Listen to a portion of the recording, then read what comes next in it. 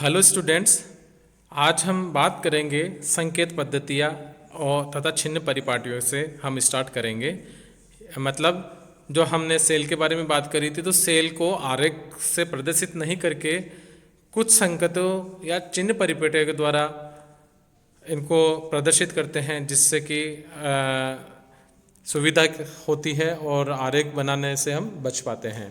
तो देखते हैं। सुविधा की दृष्टि से यह सेल को चित्र की अपेक्षा आरेख द्वारा प्रदर्शित किया जाता है। सेल आरेख बनाने के लिए कुछ संकेत तथा चिन्ह परिपाटियों की सहायता ली जाती है, जिन्हें संक्षेप में निम्न बिंदुओं में संकलित किया गया है। तो सबसे पहले फर्स्ट हम बिंदु देखते हैं, क्या चीज़ है। अंतरापृष्ठ, जहाँ विभवांतर विद्यमान रहता है, को एक खड़ी रेखा खींचकर प्रदर्शित करते हैं। जैसे डैनियल सेल की हमने बात करी, तो Zn-SO4 Zn2+ के संपर्क में वह कॉपर इलेक्ट्रोड Cu2+ CuSO4 के संपर्क में है, अर्थात Zn2+ हो जाएगा और Cu2+ हो जाएगा। तो इनके बीच में तो विभवांतर पैदा होता है। इस वजह से यदि धातु तथा धातु आयन, अधातु तथा अधातु आयन भिन्न भिन्न सांद्रता के विलयन अथवा भिन्न भिन्न विद्युत अपघटों के विलयन सीधे एक दूसरे के संपर्क में होते हैं, तो उनके सूत्रों अथवा प्रतीकों के मध्य एक खड़ी रेखा खींचकर दर्शाया जाता है। जैसे Cu2+ कोमा Ag वो खड़ी लाइन Ag+, AgNO3, AgNO3A1 और A2 अलग अलग है, क्योंकि दे रखा है यदि धातु तथा धातु आयन, अधातु तथा अधातु आयन भिन्न भिन्न सांद्रता के विलयन अथवा भिन्न भिन्न विद्युत अपघटों के विलयन सीधे एक दूसरे के संपर्क में होते हैं, तो उनको सूत्रों अथवा प्रतीकों के मध्य एक खड़ी रेखा खींचकर दर्शाया देता है।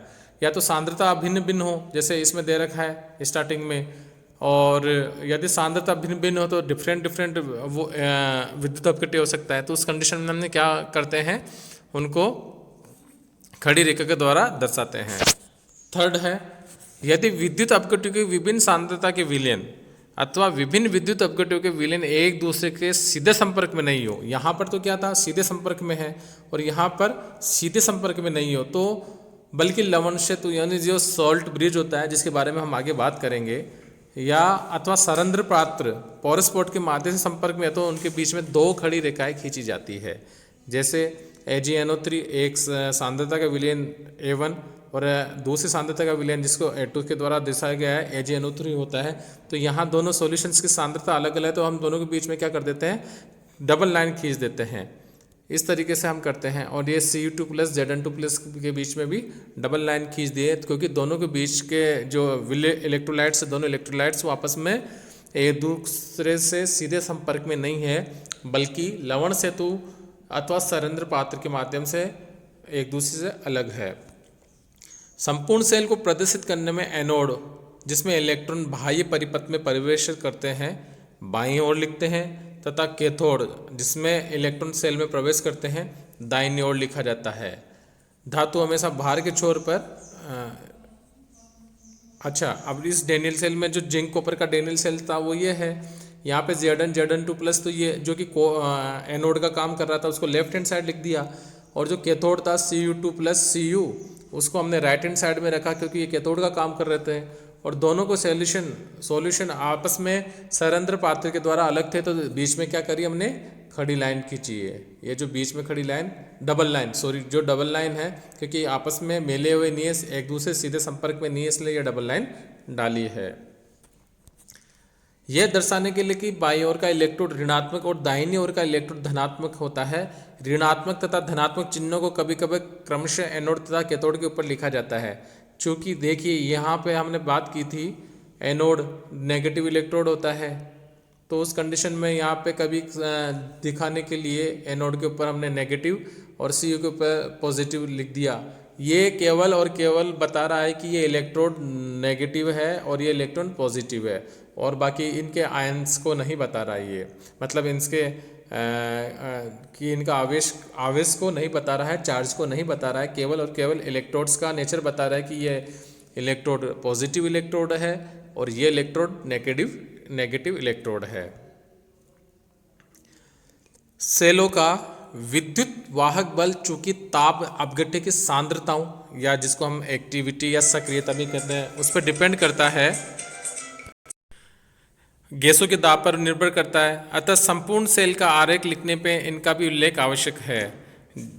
जैसे यहाँ पे जो प्लेटिनम इलेक्ट्रोड लिया हाइड्रोजन के साथ, तो उसका दाब 1 एटीएम लिखा हमने, और Ag+ से एक्टिविटी ए लिखी, इसकी एक्टिविटी क्या है, H+ की एक्टिविटी क्या है। इस तरीके से हम सांद्रताओं दाब को भी सेल का आरेख लिखते समय इनका उल्लेख करते हैं। अब हम बात करेंगे उत्क्रमणीय तथा अनुत्क्रमणीय सेल यानी reversible and irreversible cells. Galvanic cell निम्न में से कोई विशिष्ट लक्षण प्रदर्शित करते हैं। क्या क्या करते हैं देखिए।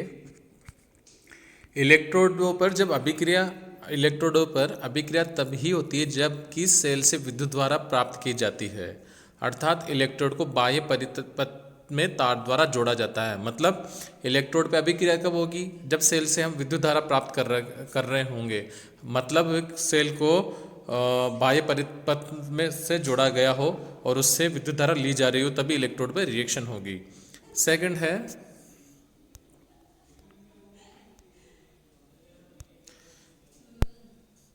इलेक्ट्रोडों पर अभिक्रिया तब भी होती है जबकि सेल से विद्युत धारा प्राप्त नहीं की जाती हो। तो दो कंडीशन आ गई, एक तो जब है ना तार बाह्य परिपथ में तार द्वारा जोड़ लिया गया हो, और जब सेल से विद्युत धारा प्राप्त नहीं की जाती हो, अर्थात इलेक्ट्रोडों को बाह्य परिपथ से नहीं जोड़ा जाता है। तो कोई विशिष्ट लक्षण प्रदर्शित करते हैं इनमें से दो। वे सेल जो लक्षण ए प्रदर्शित करते हैं उन्हें हम रिवर्सिबल सेल कहते हैं, तथा वे जो लक्षण बी प्रदर्शित करते हैं उन्हें हम अनुत्क्रमणीय सेल या इरिवर्सिबल सेल कहते हैं। तो रिवर्सिबल सेल में हम क्या होता है, जब विद्युत धारा तभी प्राप्त करेंगे जब इलेक्ट्रोड को बाह्य परिपथ से जोड़ेंगे, और जो अनुत्क्रमणीय या इरिवर्सिबल सेल्स होता है उनको बाह्य परिपथ में नहीं जोड़ा जाता, तब भी वो सेल से विद्युत धारा हम प्राप्त करते हैं।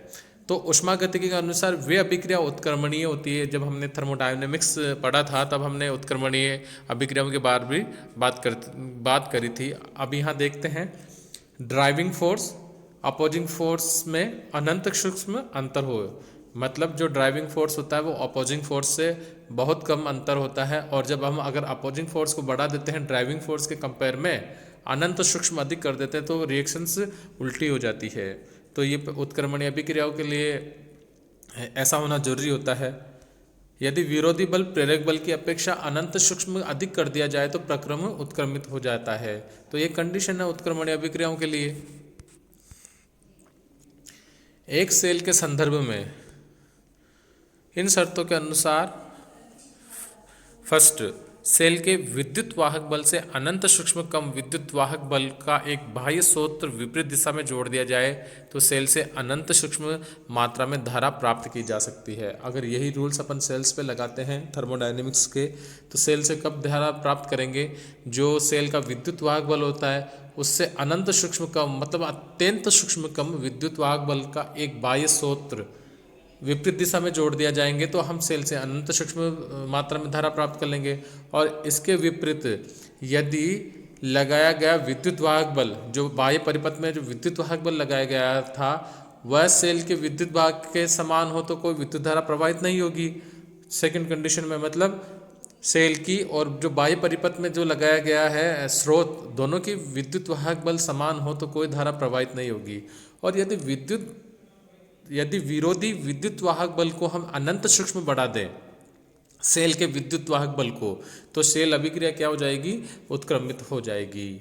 इन शर्तों का पालन करने वाला सेल उत्क्रमणीय सेल कहलाता है। यदि सेल उपरोक्त शर्तों का पालन नहीं करता है तो वह अनुत्क्रमणीय सेल कहलाता है। तो हमने सेल के कंडीशन में भी देख लिया कि कौन से सेल तो उत्क्रमणीय सेल होंगे और कब कौन सी कंडीशन में सेल अनुत्क्रमणीय सेल होगा। डैनियल सेल एक उत्क्रमणीय सेल है। इस सेल को विपरीत दिशा में कार्य करने वाले स्रोत से जोड़ देते हैं, जिसका विद्युत वाहक बल सेल के विद्युत बल से अनंत सूक्ष्म कम हो तो सेल में अनंत सूक्ष्म धारा प्राप्त की जाती है सेल से। सेल अभिक्रिया हमने देखा था कि इस स्थिति में सेल अभिक्रिया क्या होगी, जिंक पर तो क्या हो जाएगा ऑक्सीडेशन और कॉपर इलेक्ट्रोड पर रिडक्शन, ये वाली हमारे पास सेल अभिक्रिया हो रही है।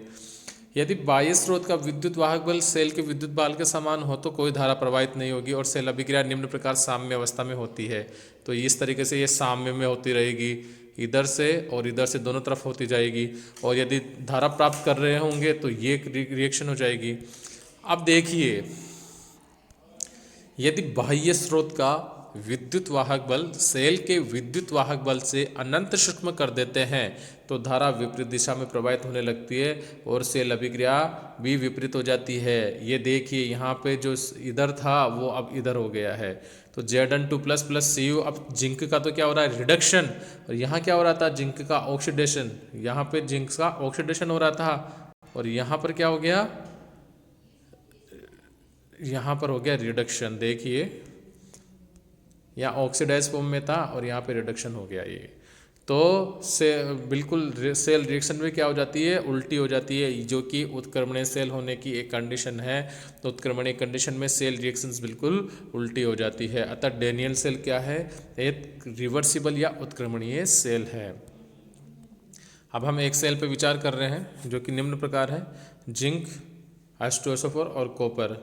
H2SO4 क्या है, उस सॉल्यूशन में जिंक H2SO4 जो सॉल्वेंट है उसके अंदर जिंक और कॉपर दोनों रखे हुए हैं, जहाँ पे H+ आयन मिल रहे हैं इन सबको। अब देखिए क्या होती है, जिंक तथा कॉपर इलेक्ट्रोड को तार द्वारा जोड़ने पर इलेक्ट्रॉन जिंक से कॉपर की ओर प्रवाहित होंगे और निम्न इलेक्ट्रोड अभिक्रियाएं होगी।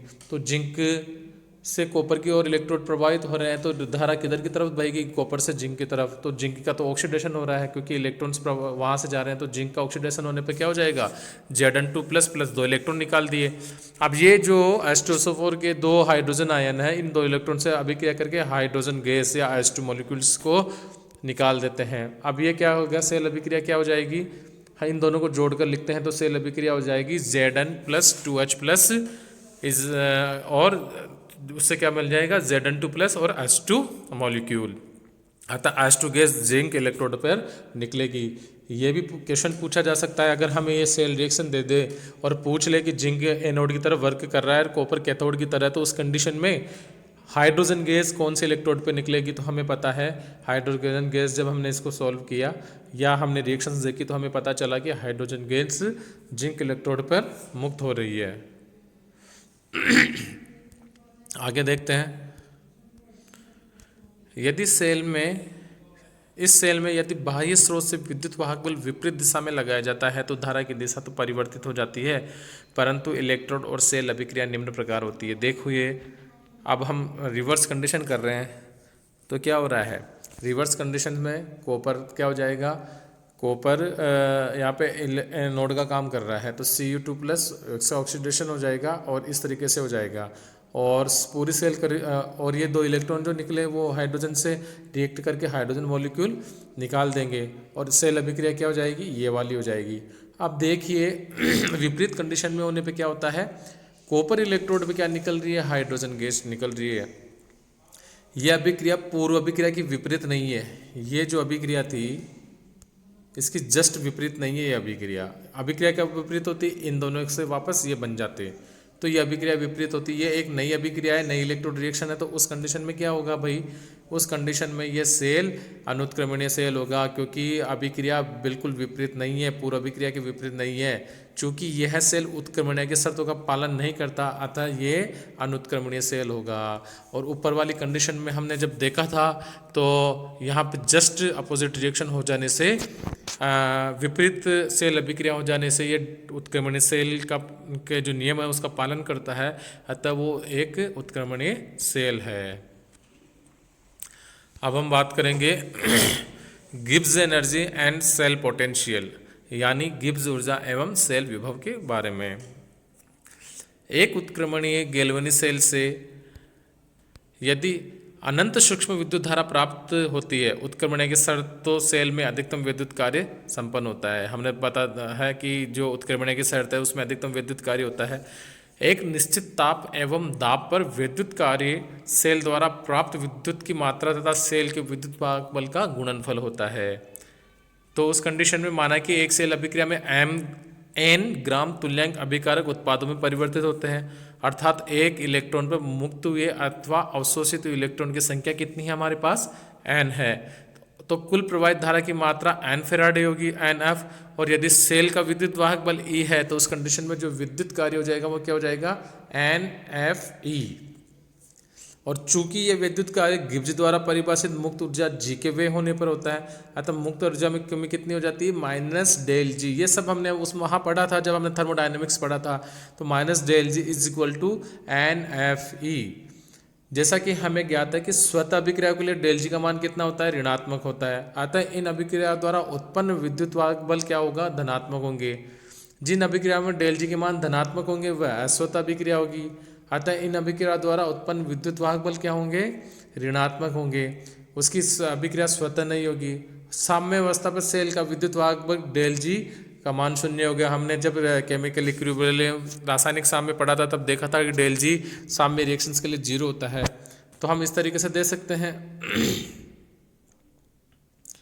स्वतः प्रक्रम के लिए क्या हो जाएगा, डेल जी ऋणात्मक हो जाएगा और ई क्या हो जाएगा, मतलब उससे विद्युत वाहक बल प्राप्त कर लिया जाएगा। अश्वतः प्रक्रम के लिए क्या हो जाएगा, डेल जी धनात्मक हो जाएगा, सेल रिएक्शन रिवर्सिबल होगी और साम्य अवस्था में किसी तरह से कोई विद्युत वाहक बल प्राप्त नहीं किया जा पाएगा। आज के लिए इतना ही।